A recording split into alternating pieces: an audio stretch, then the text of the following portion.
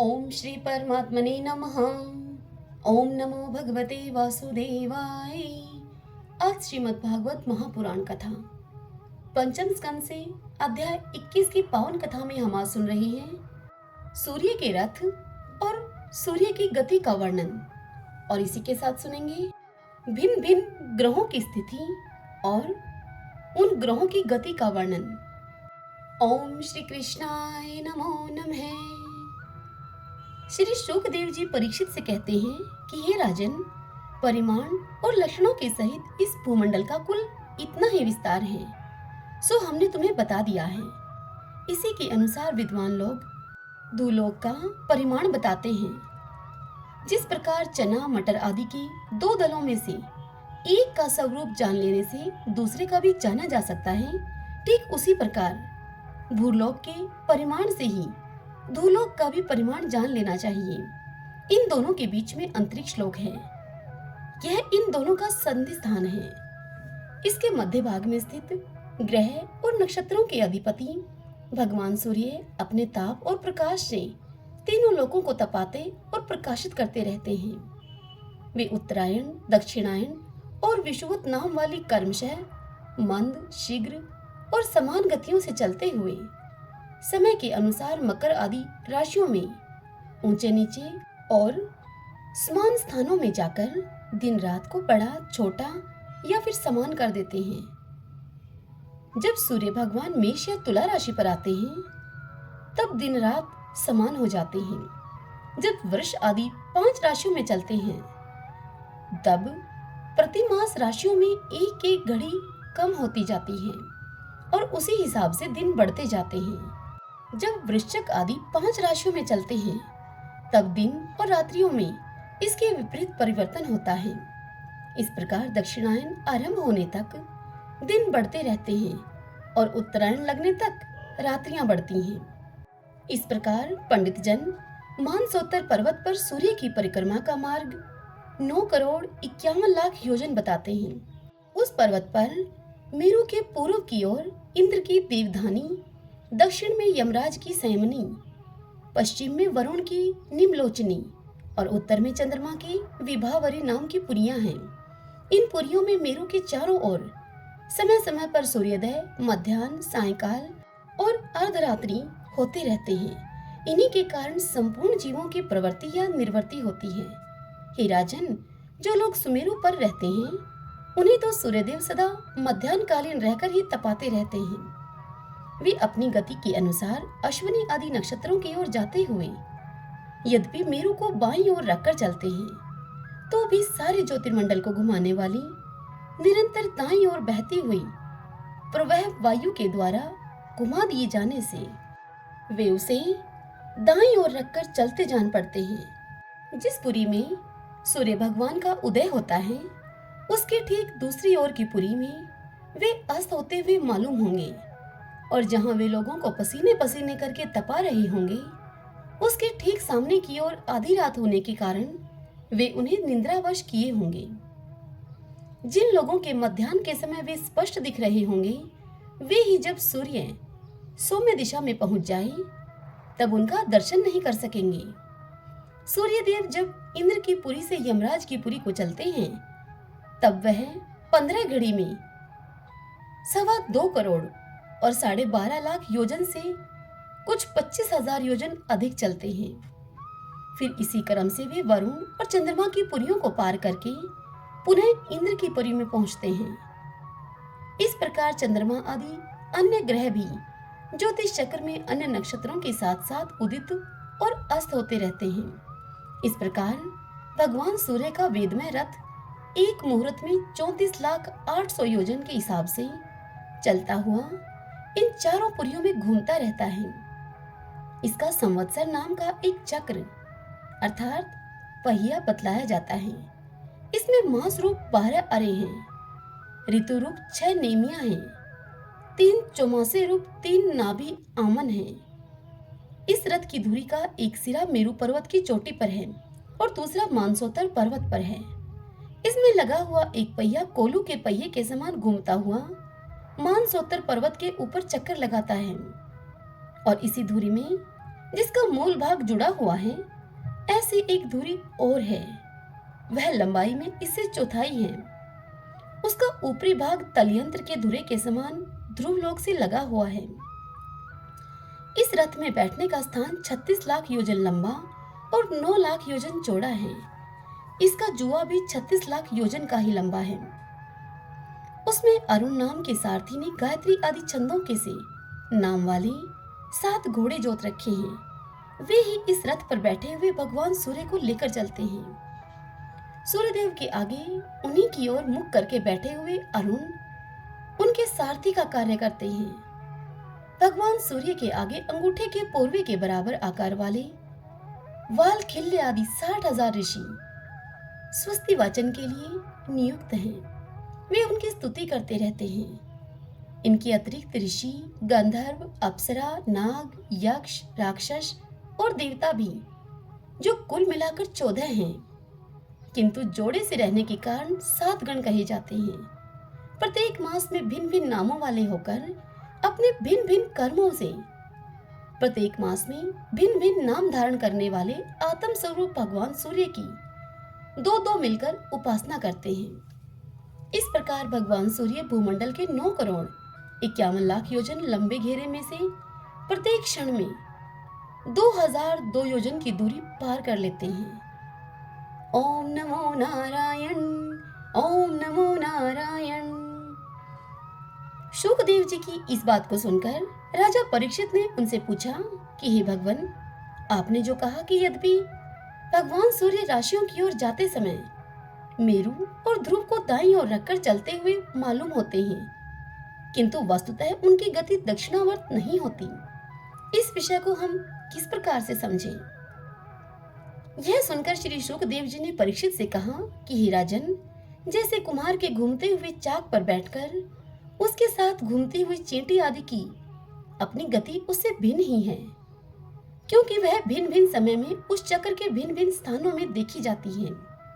उसी प्रकार नक्षत्र और राशियों से उपलक्षित काल चक्र में पड़कर ध्रुव और मेरु को दाएं रखकर घूमने वाले सूर्य आदि ग्रहों की गति वास्तव में उससे भिन्न ही है, क्योंकि वे काल भेद से भिन्न भिन्न राशि और नक्षत्रों में देख पड़ते हैं।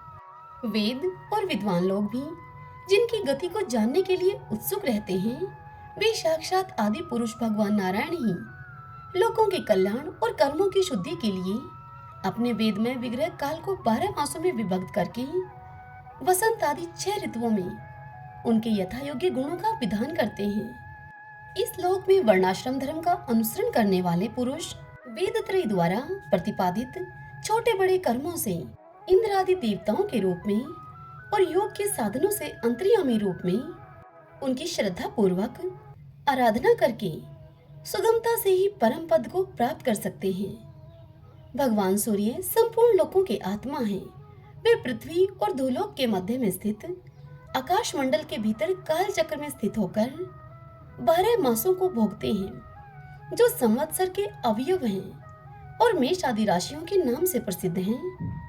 इनमें से प्रत्येक मास चंद्रमान से शुक्ल और कृष्ण 2 पक्ष का, पितरमान से 1 रात और 1 दिन का तथा सौरमान से 2.25 नक्षत्र का बताया जाता है। जितने काल में सूर्यदेव इस संवत्सर का 6ठा भाग भोगते हैं, उसका वह अवयव ऋतु कहा जाता है। आकाश में भगवान सूर्य का जितना मार्ग है, उसका आधा वे जितने समय में पार कर लेते हैं, उसे एक अयन कहते हैं, तथा जितने समय में वे अपनी मंद, तीव्र और समान गति से स्वर्ग और पृथ्वी मंडल के सहित पूरे आकाश का चक्कर लगा जाते हैं, उसे अवांतर भेद से संवत्सर, परिवत्सर, इड़ावत्सर, अणुवत्सर अथवा वत्सर कहते हैं। इसी प्रकार सूर्य की किरणों से 1 लाख योजन ऊपर चंद्रमा है। उसकी चाल बहुत तेज है, इसलिए वह सब नक्षत्रों से आगे रहता है। यह सूर्य के 1 वर्ष के मार्ग को 1 मास में, 1 मास के मार्ग को 2.25 दिन में और 1 पक्ष के मार्ग को 1 ही दिन में तय कर लेता है। यह कृष्ण पक्ष में क्षीण होती हुई कलाओं से, पितृगण के और शुक्ल पक्ष में बढ़ती हुई कलाओं से देवताओं के दिन रात का विभाग करता है और 30-30 मुहूर्तों में एक एक नक्षत्र को पार करता है। अनन्य और अमृतमय होने के कारण यही समस्त जीवों का प्राण और जीवन है। ये जो 16 कलाओं से युक्त मनोमय, अन्नमय, अमृतमय पुरुष स्वरूप भगवान चंद्रमा है। ये ही देवता, पितृ, मनुष्य, भूत, पशु, पक्षी, शरीर, सर्प और वृक्ष आदि समस्त प्राणियों के प्राणों का पोषण करते हैं, इसलिए इन्हें सर्वमय कहते हैं। चंद्रमा से 3 लाख योजन ऊपर अभिजीत के सहित 28 नक्षत्र हैं। भगवान ने इन्हें कालचक्र के रूप में नियुक्त कर रखा है। अतः ये मेरू को दाईं ओर रखकर घूमते रहते हैं। इनसे 2 लाख योजन ऊपर शुक्र दिखाई देता है। यह सूर्य की शीघ्र, मंद और समान गतियों के अनुसार उन्हीं के समान कभी आगे तो कभी पीछे और तो कभी साथ साथ रहकर चलता है। यह वर्षा करने वाला ग्रह है, इसलिए लोगों को प्रायः सर्वदा ही अनुकूल रहता है। इसकी गति से ऐसा अनुमान होता है कि यह वर्षा रोकने वाले ग्रहों को शांत कर देता है। शुक्र की गति के साथ साथ बुध की भी व्याख्या हो गई है। शुक्र के अनुसार ही बुध की गति भी समझ लेनी चाहिए। यह चंद्रमा का पुत्र शुक्र से 2 लाख योजन ऊपर है। यह प्राय मंगलकारी ही है, किंतु जब सूर्य की गति का उल्लंघन करके चलता है यह, तब बहुत अधिक आंधी, बादल और सूखे के भय की सूचना देता है। इससे 2 लाख योजन ऊपर मंगल है। वह यदि वक्र गति से न चले तो एक एक राशि को 3-3 पक्ष में भोगता हुआ 12 राशियों को पार करता है। यह एक अशुभ ग्रह है और प्रायः अमंगल का सूचक है। इसके ऊपर 2 लाख योजन की दूरी पर भगवान बृहस्पति जी हैं। ये यदि वक्र गति से न चलें तो एक एक राशि को एक एक वर्ष में भोगते हैं। ये प्रायः ब्राह्मण कुल के लिए अनुकूल रहते हैं। बृहस्पति से 2 लाख योजन ऊपर शनैश्चर दिखाई देते हैं। ये 30-30 महीने तक एक राशि में ही रहते हैं, अतः इन्हें सब राशियों को पार करने में 30 वर्ष लग जाते हैं। ये प्रायः सभी के लिए अशांतिकारक हैं। इनके भी ऊपर 11 लाख योजन की दूरी पर कश्यप आदि सप्तऋषि दिखाई देते हैं। ये सब लोगों की मंगल कामना करते हुए भगवान विष्णु के परम पद ध्रुवलोक की प्रदक्षिणा किया करते हैं। ओम नमो नारायण, ओम नमो नारायण। अब हम शिशुमार चक्र का वर्णन सुनते हैं। इस वर्णन को सुनाते हुए श्री शुकदेव जी परीक्षित से कहते हैं कि हे राजन, सप्तऋषियों से 13 लाख योजन ऊपर ध्रुवलोक है। इसे भगवान विष्णु का परम पद कहते हैं। यहाँ उत्तानपाद के पुत्र परम भगवत भगत ध्रुव जी विराजमान हैं। अग्नि, इंद्र, प्रजापति, कश्यप और धर्म, ये सब के सब एक साथ अत्यंत आदर पूर्वक इनकी प्रदक्षिणा करते रहते हैं।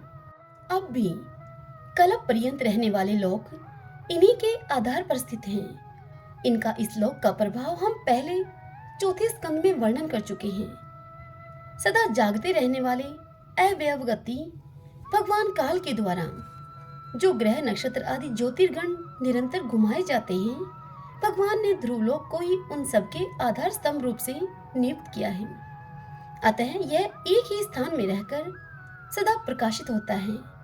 जिस प्रकार दाएं चलाने के समय अनाज को खूदने वाले पशु छोटी, बड़ी और मध्यम रस्सी में बंधकर क्रमशः निकट, दूर और मध्य में रहकर खंबे के चारों ओर मंडल बांधकर घूमते रहते हैं, ठीक उसी प्रकार सारे नक्षत्र और ग्रहगण बाहर भीतर के क्रम से इस काल चक्र में नियुक्त होकर ध्रुवलोक का ही आश्रय लेकर वायु की प्रेरणा से कल्प के अंत तक घूमते रहते हैं। जिस प्रकार मेघ और बाज आदि पक्षी अपने कर्मों की सहायता से वायु के अधीन रहकर आकाश में उड़ते रहते हैं, ठीक वैसे ही ये ज्योतिर्गण भी प्रकृति और पुरुष के संयोगवश अपने अपने कर्मों के अनुसार चक्र काटते रहते हैं, पृथ्वी पर नहीं गिरते।